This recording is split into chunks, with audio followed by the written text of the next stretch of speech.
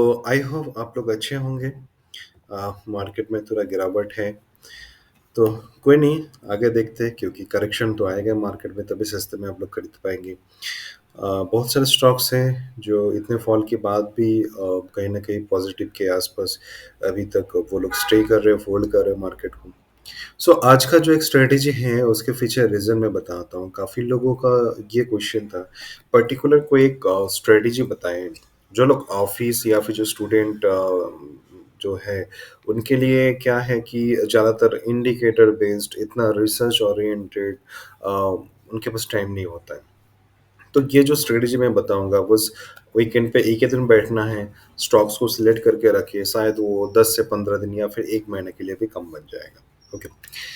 दूसरी बात है, इसमें आपको कुछ प्राइस एक्शन समझना ज़रूरी है, कुछ पैटर्न समझना ज़रूरी है, ठीक है?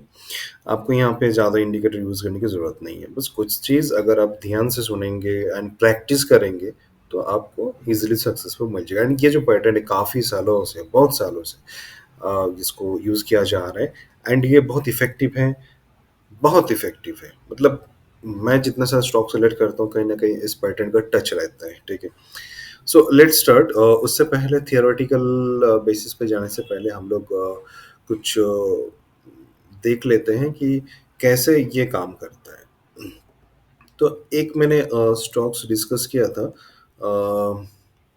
टाइम टेक्नोप्लास्ट करके एंड इसका जो रेंज था 395 के आसपास हम लोग ने बाय किए थे। तो क्यों किए थे उसके बारे में सबसे पहले हमें समझना है। तो यहाँ पे पहले लॉजिक समझते हैं एंड डेफिनेटली वो चार्ट पे समझेंगे तो बेटर रहेगा हमारे लिए। तो यहाँ पे देखिए,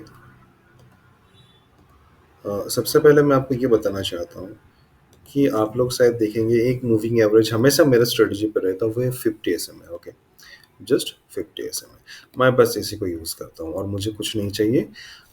वॉल्यूम ऐड करना है एंड बस प्राइस दिखना है। रूल्स क्या है मैं बताता हूँ, ध्यान से देखिए।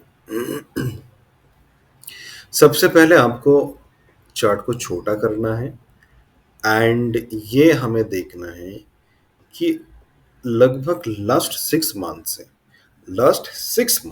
मैं 1 ईयर की बात नहीं कर रहा हूँ, लास्ट 6 मंथ से इसका परफॉर्मेंस क्या है? ये अप ट्रेंड में जा रहा है या फिर साइडवेज में है या फिर डाउन ट्रेंड में है? इतना सा ट्रेंड लाइन आई थिंक आप लोगों को बनाना आता है। तो ये अप ट्रेंड में है। और क्या तरीका है जो एकदम नए है? वो आई थिंक इस मूविंग एवरेज 50 मूविंग एवरेज को अगर नेकेड आई से देखें एंड मैंने लास्ट टाइम एक टेक्निक बताया था कि जहाँ से आप देख रहे हो वहाँ पे एक लंबा सा लाइन खींच दो, ठीक है? लंबा सा लाइन खींच दिया, ओके।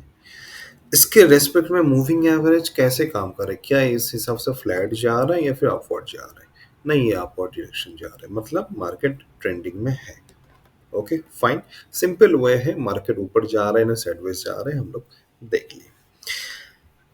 जिनको लिटिल बिट डाउ थ्योरी आता है वो कैसे देखेंगे? Higher high, higher low, higher high, higher low, higher high, higher low, higher high, higher low, ठीक है? तो हर एक एनालिस्ट के हिसाब से, बिगनर के हिसाब से हमें क्या प्रूफ हो जाता है कि ये जो स्टॉक्स हैं ये ट्रेंडिंग है, ठीक है? फर्स्ट कंडीशन हम लोग देख लिए, इस मार्केट का ट्रेंड या डायरेक्शन क्या है। फर्स्ट क्राइटेरिया हम लोग का डन हो जाता है, नोट कर लीजिए चीजें को। सेकेंड थिंग हमारे लिए क्या है, मार्केट। उससे पहले मैं और एक बार आपको मूविंग एवरेज के बारे में बताना चाहता हूँ। ये जो 50 मूविंग एवरेज है, इसको एक बार नोटिस कीजिए। मार्केट एक सर्टेन मूव देने के बाद 50 मूविंग एवरेज के पास रोमांस करने के लिए आएगा ही आएगा। यही रीजन है कि मैं 50 मूविंग एवरेज को इतना मैं प्रेफरेंस देता हूँ एंड यहाँ से जब सपोर्ट लेकर मार्केट जाता है, आप इसका ऑन एन एवरेज रिटर्न देखो, आपको 30 से नीचे कभी नहीं मिलता है, ठीक है? स्टार्टिंग में आपको इतना ज़रूरत नहीं है। आप लोग परसेंटेज वाइज पे काम मत कीजिए, आप लोग रिस्क रिवॉर्ड पे काम कीजिए। कैसे करेंगे मैं बताऊंगा आपको। ठीक है? तो ये इस कंडीशन में जाने के बाद मार्केट को नीचे आने दो, ठीक है? जब मार्केट नीचे आ रहा है 50 एसएमए के आसपास, नोटिस करो, अब आता है मेन खेल। इस चीज को भूलना मत। मार्केट जब तक ऊपर जा रहा था, मार्केट जब तक ऊपर जा रहा था, ठीक है, यहां से ग्रीन वॉल्यूम देखो, big big big volume, on an average 50 SMA के ऊपर भी जाके क्लोज दे रहे हैं। सॉरी, मेरी तबीयत खराब है इसलिए वॉइस थोड़ा प्रॉब्लम हो रहा है। तो जब मार्केट ऊपर जा रहा है तो इसका पीक वॉल्यूम जो ग्रीन वॉल्यूम है उसको देखो as compared to red volume, मतलब बाइंग ज्यादा हो रही है, सेलिंग कम हो रही है, ठीक है। अब इस जगह पे आ जाओ, जब मार्केट फॉल हो रहा है, मार्केट जब नीचे आ रहा है हमें लगता है कि बहुत सेलर हो रहा है, मार्केट अभी क्रैश हो जाएगा।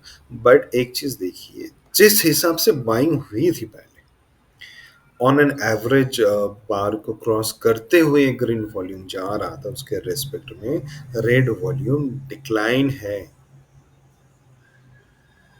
मतलब क्या है, मजाक चल रहा है। मैं इस चीज को मजाक बोलता हूँ।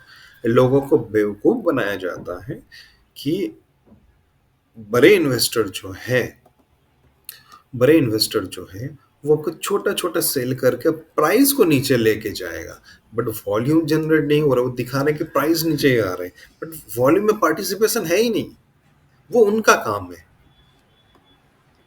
ठीक है। क्योंकि ये जो कैंडल बना है, ये जो वॉल्यूम के साथ आपको कैंडल दिख रहा है, ये कैंडल इतना है, गैप अप क्यों बनता है? यहाँ पे भी तो फिल हुआ है ना। ये जो बड़ी कैंडल है किसने बनाया? तो उनका बाइंग इस जगह पे था, इस जगह पे था, अब तो यहाँ पे भी है। ये जो लास्ट जो कैंडल है, जो कंफर्मेशन कैंडल था हमारे लिए, ये कोई रिटेलर बना सकता? नहीं बना सकता है ना। तो वही चीजें, ये जो वीवी एनालिसिस है इसका यही एक ब्यूटी है। ये बताता है कि ये जो सेलिंग है ये मजाक वाला सेलिंग है। आप वेट करो आपकी पॉइंट पे, आपके सपोर्ट पे। मैं यहाँ पे moving average as a support use करता हूँ, एज अ रेजिस्टेंस यूज करता हूँ। आपको पैटर्न भी ढूंढना है किसी सपोर्ट या रेजिस्टेंस की जगह पे। ये ट्रेंड लाइन का भी सपोर्ट है, मूविंग एवरेज का भी सपोर्ट है, इतने सारे कंफर्मेशन है। फाइन। अब हमें एक रेंज चाहिए। अब हमें एक रेंज चाहिए। ध्यान से देखिए, ये एक रेंज को आप नोटिस कीजिए। मार्केट इस रेंज के आसपास लिटिल बिट अप जाएगा, ओके। आप जब प्रैक्टिस करोगे, आप इतना प्रैक्टिस करो कि आपको लाइन खींचने की जरूरत ना पड़े, आप खुद ही सीख जाओ।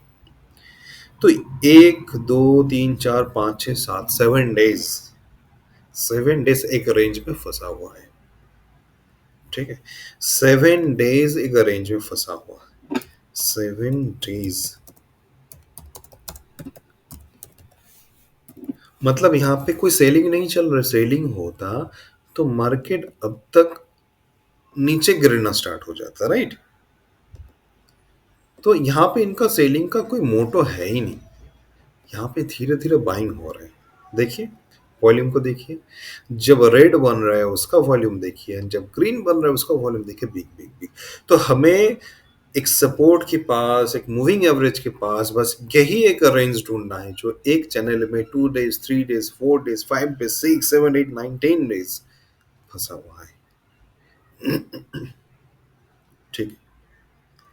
उसके ऊपर आपको रेंज बना के रखना कि जैसे इसके ऊपर ब्रेकआउट देगा हमें एंट्री करना है, और कुछ भी नहीं, बस इतना ही है। टारगेट कहां पे रहोगे? फर्स्ट टारगेट हमारा रहेगा प्रीवियस रेजिस्टेंस। अभी आप देखिए,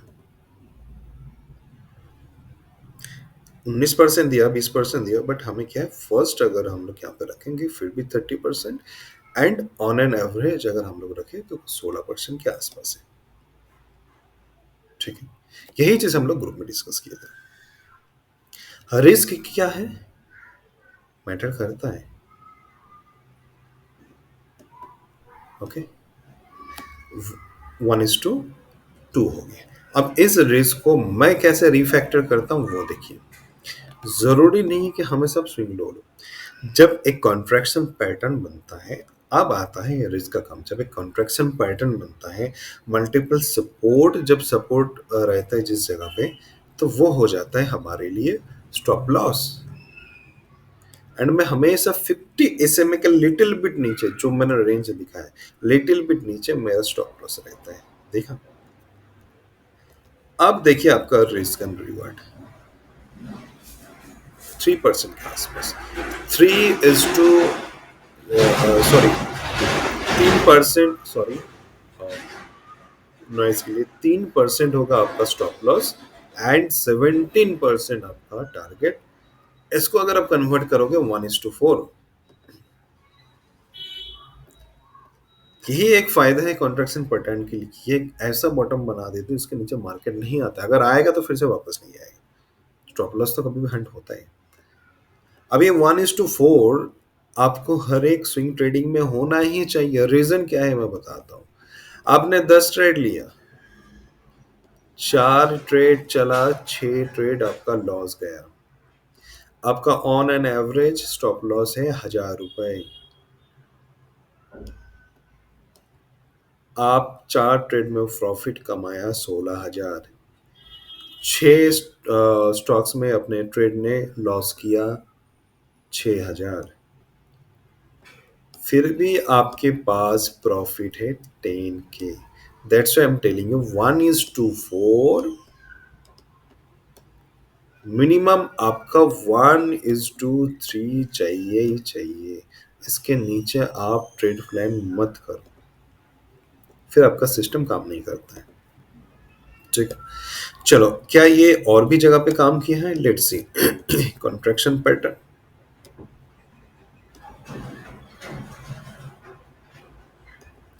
1, 2, 3, 4 दिन। ओके,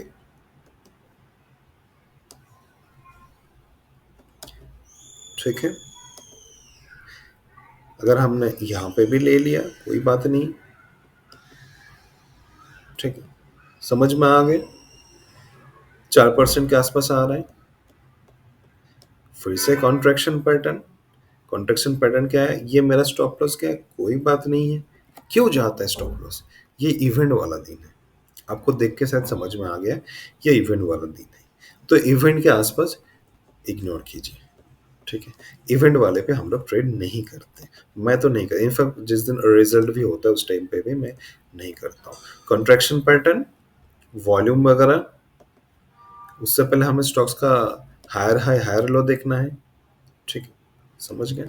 और एक चीज मैं दिखा देता हूँ जिनको बहुत डर लगता है, तो उनके लिए सिंपल सी बात है। आप ये देखो, lower low, previous low break हुआ कि नहीं हुआ। स्टॉक्स ने लोअर लो कंटिन्यू ब्रेक होने ही नहीं दे रहा है, तो इसमें पोटेंशियल कितना है वो समझ जाओ। आरवीएनएल में देखते हैं। एक्चुअली मैंने पहले भी रिकॉर्ड किया था, साउंड की प्रॉब्लम की वजह से मैंने फिर से कर रहा हूँ। एक रेंज पैटर्न है, ठीक है। प्रीवियस लो यहाँ पे था, यहाँ पे एक रेंज बना हुआ है 1, 2, 3, 4 दिन का। जैसे कंफर्मेशन मिला, फाइन, ये एक रेंज है, बट एक सपोर्ट के आसपास होना चाहिए मेरे लिए। मूविंग एवरेज है, इनफैक्ट यहाँ पर ट्रेंड लाइन भी काम करता है। उसके बाद ये जो रेंज दिख रहा है ना, एंड इस रेंज का बॉडी देखिए कितना छोटा छोटा, यही चाहिए। ऐसा नहीं कि इस टाइप का रेंज चाहिए। ये वोलाटाइल है, हमें वोलाटाइल को अवॉइड करना है। ठीक है,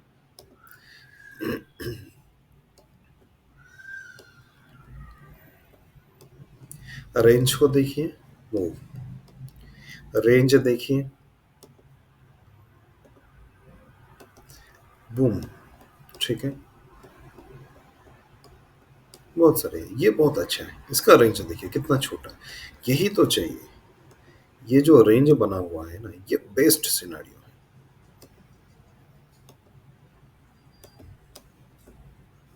इसने स्टॉप लॉस हिट किया ही नहीं। नहीं, यहाँ पे भी नहीं किया, कंटिन्यू जा रहा है, कंटिन्यू जा रहा है।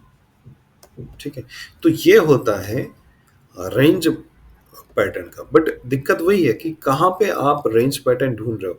हाँ, और एक चीज, ये जो लंबा लंबा वीक है, ये वोलाटाइल है, यहाँ पे ट्रेड मत करना।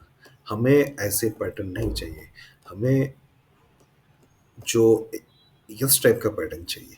वॉल्यूम देखो कम है, और बॉडी भी देखो छोटा छोटा है, बॉडी भी देखो छोटा छोटा है इसमें। बस उससे पहले अपने को हायर हाई हायर लो देखना है, देखा कितना छोटा छोटा है। ये बॉक्स पैटर्न में आ जाता है आपका, ये आपका आरबी स्ट्रेटेजी में आ जाता है। इसके बाद आप ट्रेड करो, एंड डेफिनेटली एक सपोर्ट होना चाहिए। अब रूल्स को रिकैप कर लेते हैं। स्मॉल बॉडी होना चाहिए, हमने देख लिया स्मॉल बॉडी। ड्राइड वॉल्यूम, हमने देख लिया कि वॉल्यूम यहाँ पे कोई सप्लाई है ही नहीं, सेलर्स है ही नहीं। मस्ट भी हायर हाई हायर लो, हमने मूविंग एवरेज के थ्रू देख लिए, डाउ थ्योरी के थ्रू देख लिए, ट्रेंड लाइन देख लिए, हर एक चीज से देख लिए कि स्टॉक्स लास्ट 6 मंथ से अप ट्रेंड है। ठीक है, तभी जाके हम लोग उसमें पैटर्न ढूंढेंगे, एंड उसमें प्रोबेबिलिटी हाई रहेगा। वोलेटिली, वोलेटिल सम अप कर लेते हैं हम लोग। प्राइस, वॉल्यूम एंड डायरेक्शन तीनों का एक रिलेशन है, उसके बारे में देखते हैं। स्मॉल बॉडी होना चाहिए, जो हमने देखा। कौन से इसमें देख रहे थे, टेक्नो, टाइम प्लस्ट,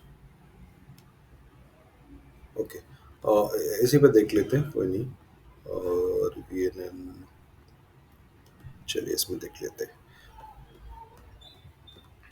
ये जो है ना, ये हाईली वोलेटाइल है, इसको समझने के लिए कोशिश करना। ओके, सो यहाँ पे देखिए वॉल्यूम एंड कैंडल कितना छोटे छोटे हैं, यही हमें चाहिए।